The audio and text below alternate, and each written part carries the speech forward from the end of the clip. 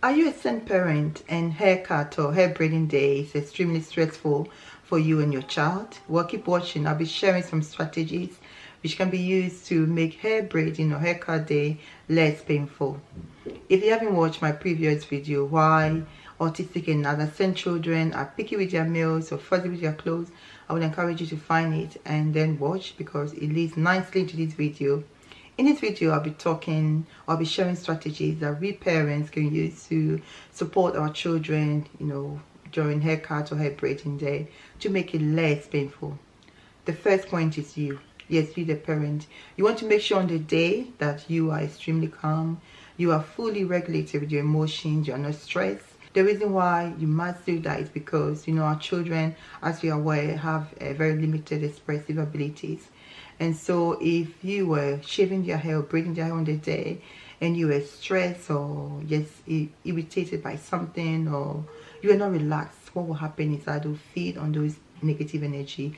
And because our children are not able to ask, Dad or Mom, you sound a bit stressful, have I done anything wrong? And because they're unable to ask this question, they may assume that they've done something wrong. They'll become extremely anxious, and it will lead into behaviors. So make sure on haircut day you are as relaxed as you can be. I know it's not possible, it's easy, but you can do it. The next point is you. I imagine that you'll be the one shaving or braiding their hair, so you want to make sure that you are doing it. If you don't know, you have no experience, well, there's plenty of videos on TikTok, YouTube that you can watch and practice as well. Don't just watch them, practice. If you have other children who love fowl, who are willing, use them, or buy a doll or buy anything. Practice cutting the hair, practice braiding the hair until you are confident. Why is it important that you are confident? It is because if you aren't confident what you're doing, your child again will sense that anxiety, they will sense that nervousness, and what will happen again to feed on them. Just like when you go for a job interview and you're nervous, we know how our body shows it. So again, you want to make sure that you've watched videos, you practice, and you are confident to shave or to braid your hair. The next point is, if you can't, you've watched the videos, you still don't feel confident enough, well, ask your spouse. If you don't have a spouse, you want to ask a family member if they can support you with that. If you don't have any family member, you want to ask that friend. Well, who is that friend?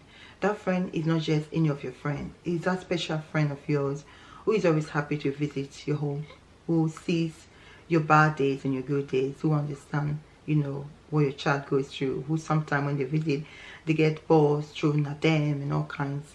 Your son or your child sees that friend regularly, so they're familiar with them. You want to ask that friend. I must say here, there's a scripture in the Bible, and it says that he that wants to have friends must make himself friendly. Basically, what it's saying that we have to make the effort to make ourselves friendly.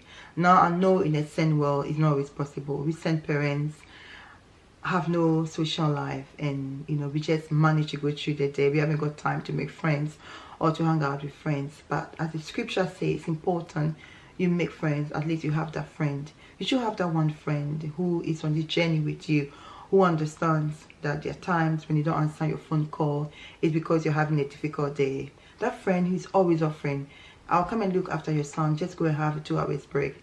You want to have that friend, so make the effort to make friends, and then let's see how this friendship goes. You might have this special friend who can help. The other point is, if you don't have any friends and you want to reach out to your SEN community or SEN club, you see in any community you should have a club for SEN families, and so you can just send a message out and ask if any parent will be willing to come over to shave your child's hair, and it will surprise you. Some parents will be more than happy to do that. So if you're not a member of a SEN community or club, I would encourage you to Google and find out where they are and just reach out and be a member and register. If you don't have, you're not a member of a SEN family and all these options are not going to work, then you want to walk to your local barber. You want to go and have a conversation.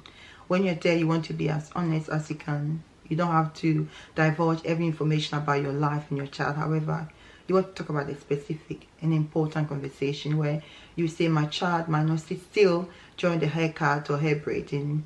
He doesn't like the noise of the clippers, or just a sensory overload. So it would take him 2 hours, 3 hours, 4 hours to take him as long as he needs to have this haircut. Have that conversation with the barber. I'm sure the barber will be able to work something out for you. He might advise you to bring your child in a quieter time, or you might even decide to close the shop during that period. If it's 2 hours allocating, he will probably close the shop so you just can have just you and your child in the shop. However, be prepared to pay more. Well, welcome to the world of SEN. Everything is expensive for us. One-to-one means more cash, and so be prepared to pay more. Now you don't need a barber. You've watched the videos and you feel you're ready to braid your child's hair. Now let's go to the process. First of all is warning. You want to warn your child as much as possible.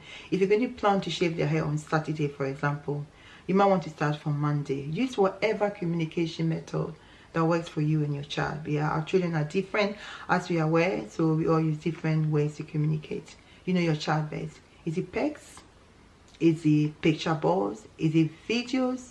Is it just singing your child music who doesn't like music? Do you want to compose a song with your child and say, on Saturday we're going to shave John's hair?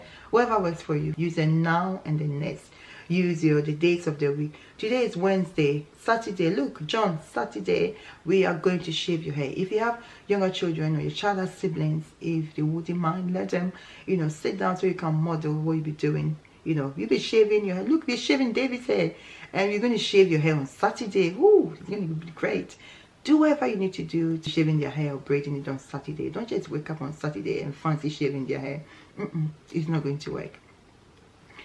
Plenty of warning. And the next thing you want to do is to ensure that on the day that your child have their comfort blanket or their favorite toy or the sensory toy that calms them down. What is it? Is it a softball, or is it a light, or is it a vibrating snake, or is it a vibrating egg? Is it a fidget spinner? Whatever sensory toy that calms your child, make sure you use. Is it telly?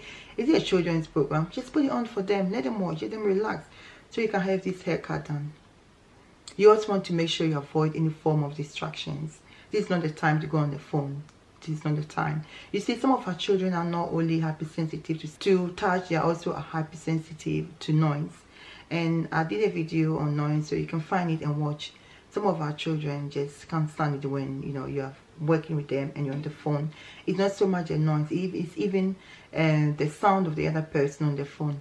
And so if you want to really enjoy the haircut and have a less stressful haircut, I would encourage that. Just put your phone on silent. It's just 2 hours or an hour or 3 hours, however it will take. Just spend time with your child and shave your hair, because as you're doing, you're bonding with your child as well, aren't you? You're singing the song, you're bonding as well. So put those phone on the side and concentrate on your child. When you're shaving their hair, you want to make sure maybe you start from the side or the back. I recommend that. I know this is common sense. The reason is you don't want to start here and then in the middle of the haircut they refuse to have their hair shaved. You don't want them to turn to school with just a hole in the middle of their hair. But I know these things cannot always be avoided, but maybe consider starting from the side or the back of your hair. The last point, and this is the most important point. If you've done all this preparation, you've done everything, you are calm on the day, you've done everything I've said, and yet your child refuses to have their hair shaved or braided, well, it's not the end of the world. Yes, they're going to go back to school or to church or wherever you go. They regularly go with a messy head, but that is fine. When my child was diagnosed, we enrolled on the course called Early Birds, and the trainer informed us. Now remember the particular thing the trainer said. She said you need to choose your battle. Sometimes you need to choose your battle. Do you want to really exert all your energy in fighting with your child to have their hair braided? Because some parents will say their hair is messy. If that parent thinks your child's hair is messy, they can come home and then shave it themselves for you. And so it's not the end of the day. I promise you, if your child refuses, just try it again next week. Try it again the week after. Just keep persevering. Just keep persevering, encouraging them, and I'm quite sure you will be able to shave their hair, braid your hair.